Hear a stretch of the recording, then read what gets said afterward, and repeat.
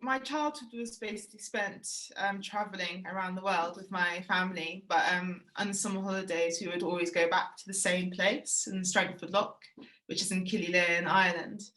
And it's a really special place for me. And I've been working on a body of work for the past 8 months or so, all based on dreams and imagination, and just things that are very personal to me. And one of the paintings was called The Marine Room. And it's a recurring dream I have of the sea coming in through the window. And sometimes the room changes. It's a very relaxing, sort of beautiful dream. And when I was back at my grandma's house a couple of years ago, I sat down on the sofa and realised that the sea visually comes up to the window. And I made that connection. And that was a really sort of prominent moment for me in understanding my dreams and why and where they're coming from. A lot of my art comes definitely from inside myself.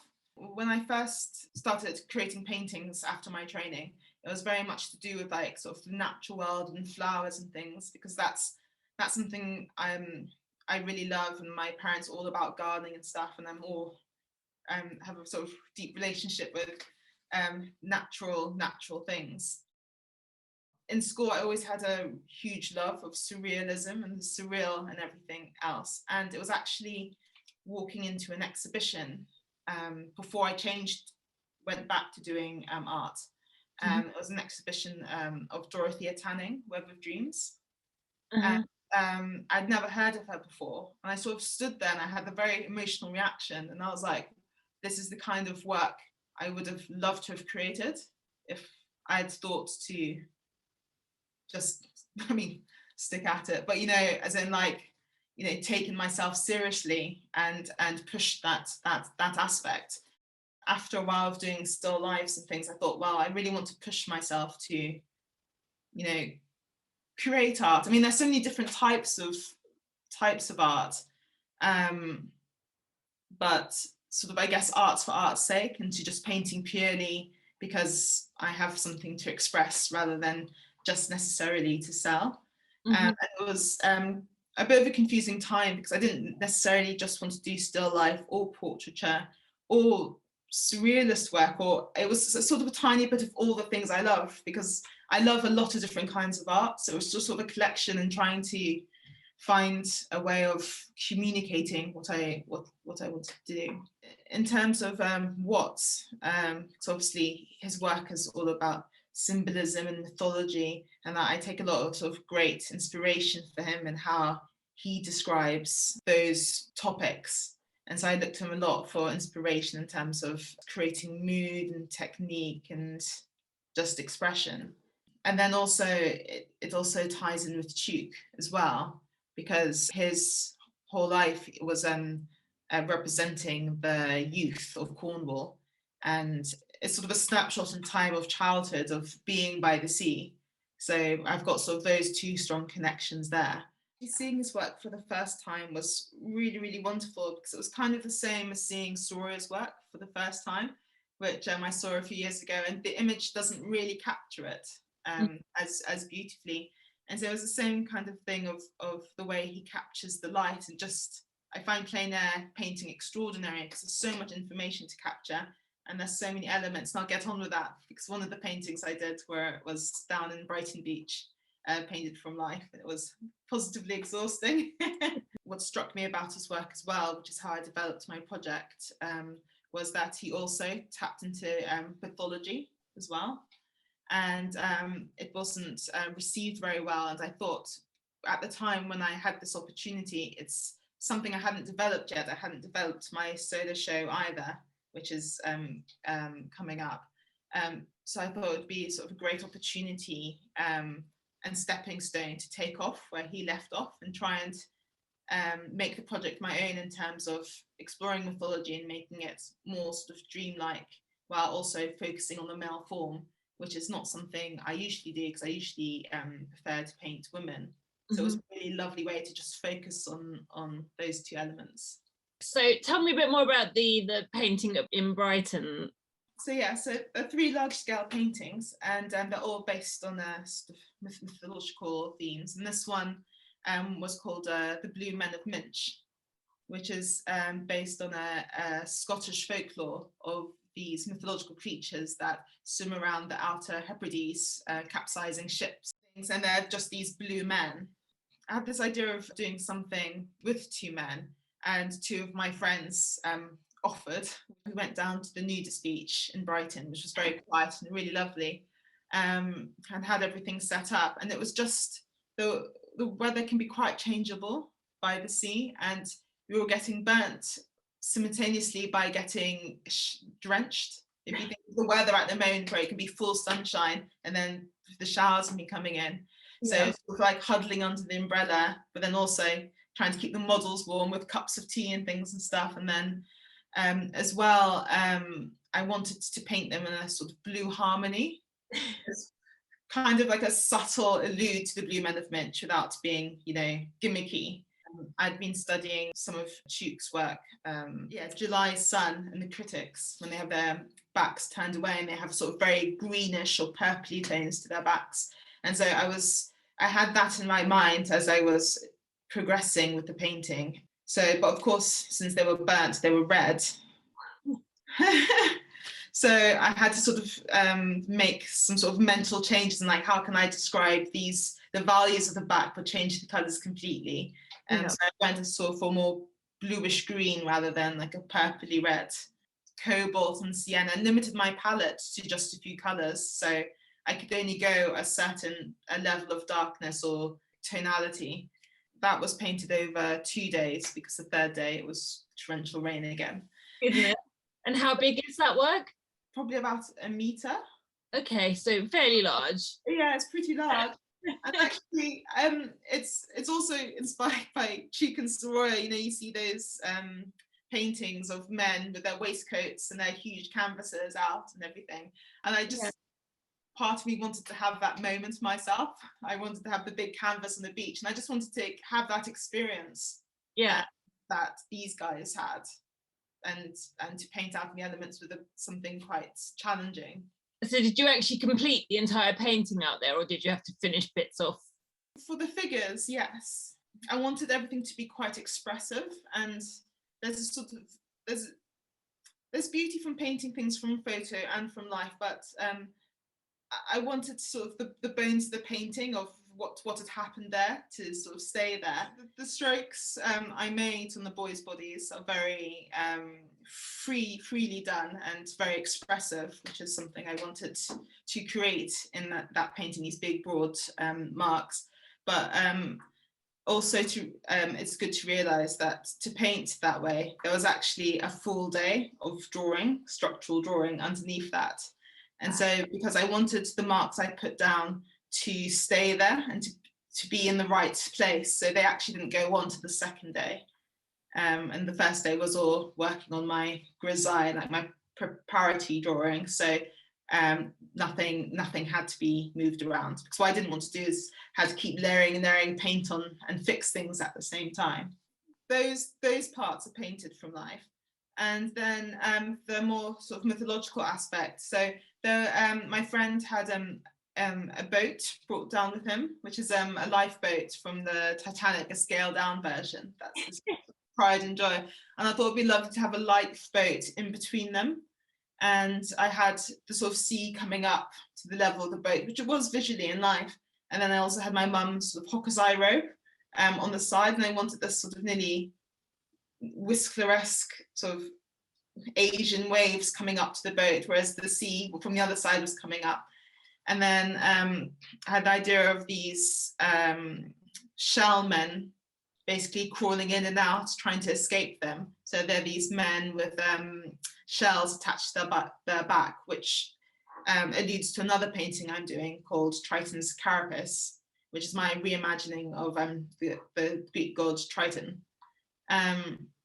So I thought these could be like Triton's children. So it's sort of mixing everything up to create sort of my own sort of mythological sort of idea. Yeah. How important is it for you then that the audience recognises these references? Because obviously not everyone's going to be fluent in Greek mythology. Yeah. I think I feel like in a painting you should be able to, if not understand what's going on, be able to connect with it and maybe have your own interpretation of what's going on. But the idea is that it's a painting in its own right. Yeah. And yeah, so yes and no, I would say, is my answer. And then, I mean, you said there's a whole project. So beyond that painting that you did in Brighton, what else is forming part of the residency? Yeah, so we've got Triton's carapace. So that's I've got a man crawling across the sea floor with a big conch on his back, and I'm slowly rendering that up. And I'm very much, they've all had, a couple of them have had sketches, but this one I'm very much developing the painting on the painting as I go along. And the third one is called Ibisu's Jellyfish, which is a painting I developed actually in lockdown. And that is sort of men swirling around in the sea foam, with sort of big bubbles around them. And then their bodies sort of turn to what we call tentacles. And the Ibisu is the Japanese god of fortune. And he was thrown into the sea when he was little because he was born without any bones. And there's a sort of whole origin story behind him that I found. And then he, I guess, eventually grew legs and everything and became the god Ibisu. But he's characterized as a sort of jellyfish, as one of his many forms. And that's something I found after I had the idea of the jellyfish men. It was very much, the starting point was seeing men as, or people in general, as creatures that were developed from the sea, and seeing bodies as sea creatures, or creatures of nature. So that's where the whole sea creature thing came in terms of like Triton's carapace and morphing man and creature together. And I was also listening to a lot of music, which I do from time to time to create a mood. And Claude Debussy, Damer, came on, and which is really, really, really, really beautiful music. And I sort of got all these images of sort of men swirling around and stuff, and that's how I came across the jellyfish men. What's interesting about Debussy is he also had a childhood by the sea as well, and this music was inspired by that.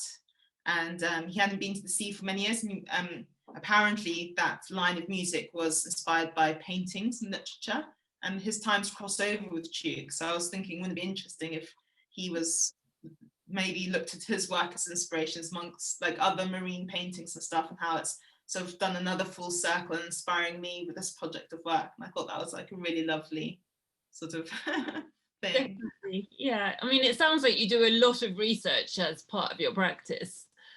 Yeah, like lots of painting sketches, lots of just finding lots of different avenues and seeing which is more visually successful. But then also sort of researching those artists that you're interested in, and researching the histories and the stories linked to them. Very much so. During your residency, you also have some open days where people can come in and see you working and ask you questions, that kind of thing. Yeah, so that's been really nice. It's been really nice to engage with people about your work, and also it sort of forces you to explain your thought processes, which can, however painful that can be, it's really good for you in terms of your own development and understanding what you're doing as well, and being able to verbalize that. Yeah. Which I think, I don't know, I feel like many artists probably were much more image driven. Yeah. Than, I don't know, vocal or writing or in terms of expression. So that's good. Yeah. But the rest of the time, have they actually provided you with a studio there? Yeah, so there's a studio there, a really lovely studio. And they painted it and the colour of my studio, which was really sweet. It was white before, and it's really hard to paint in a place with white walls because there's loads of light bouncing around. Mm-hmm. I'm going to create work in there, it would be great to have it sort of toned down a bit. So, and I've been there 1 week a month, taking studies and things down, and painting also studies of shells and things I can do down there, because I like to paint from life. And I've had my bigger paintings up in London, working here for the rest of the time, and I'll be bringing them all down at the end of this month. Mm-hmm. For everyone to see. And I've been telling everyone coming in, come pop back on the last week, because I'll have the other 2 paintings there. But people have enjoyed seeing the Blue Men of Minch developing, and asking questions like, you know, why are the shells there, and why? Because I have 2 paintings in the Watts Gallery of my work, and they're like, you know, why is this work different from that work? Which I found quite hard to explain at first, because I thought, you know, this is my work. And I realized actually that, which I hadn't maybe considered before, that my work is very dark in terms of like colors and tone and everything, and probably more in connection with Watts in a way, in terms of his work. Whereas the painting I did was very much out in the sunshine, which is very Tuke's work, and like high bright colors. And I found that really interesting, in how the different subject matter, and also whether you're inside or outside, how drastically that changes the look of a painting. Mm-hmm. Yeah, I thought that was really, really interesting. And it was really interesting for me to do such like a high key painting. Yeah. So how much would you say the residency and the work you've done on it has changed your own practice, or pushed it forward? It's pushed it forward, I guess, in terms of it being a challenge. Like, I never try to do the same thing. I'm always trying to do more interesting things and push things. And so it's definitely, I would definitely say it's pushed my skill level. And because obviously when you come across problems and things and you have to problem solve them, that pushes your practice as a development. Yeah, and just also the residency's been amazing, because I've been able to study their work every week. I've been down there, being able to be around their paintings and go back to the studio and do studies as well. So I've been doing little critical studies of Tuke's work. Mm-hmm. And I did a little sea painting of my fiance had him bobbing in the water, and I had my sketch that I did of one of Tuke's boys, and there's sort of violets and blues and stuff in his eyes and everything. And the way I don't think I would have understood of how to approach painting someone bobbing in the sea with all the elements if I hadn't have done that back work. So that's what that's allowed to do, I guess, to push my plein air skills. Yeah. And push your friendships as well. My friendships are very lovely friends.